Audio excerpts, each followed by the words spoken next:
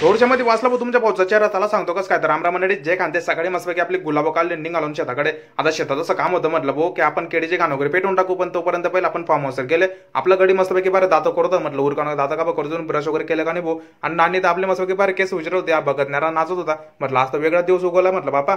मग बरं झालं तोपर्यंत मला मंडळात त्यांना मस्तपैकी कामाला लावून दिलं. मग आपल्या केडीमध्ये निंदा गुंदाला देऊ म्हटलं यांना निंदा म्हटलं भाऊ आरामात.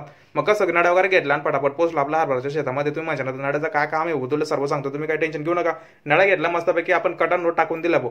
आणि कसं विषय माहिती का, मागच्या वर्षाची जी घाण होती आपली केळीची घाण, ते आपण ट्रॅक्टरने दाबून दिली त्याला बांधायला. मग ती वापस काढली आपण टिलरने.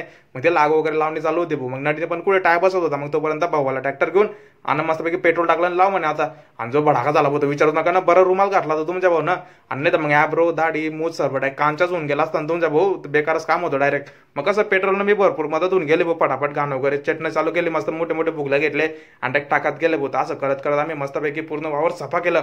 मग कसं तुम्हाला आता व्हिडिओ आवडले ना मित्रांनो, तुमच्या भाऊची मेहनत आवडली ना, फॉलो सबस्क्राईब करायला विसरू नका तुमच्या भाऊला. भेटू आता पुढच्या व्हिडिओमध्ये. जय श्रीराम, जय खानदेश.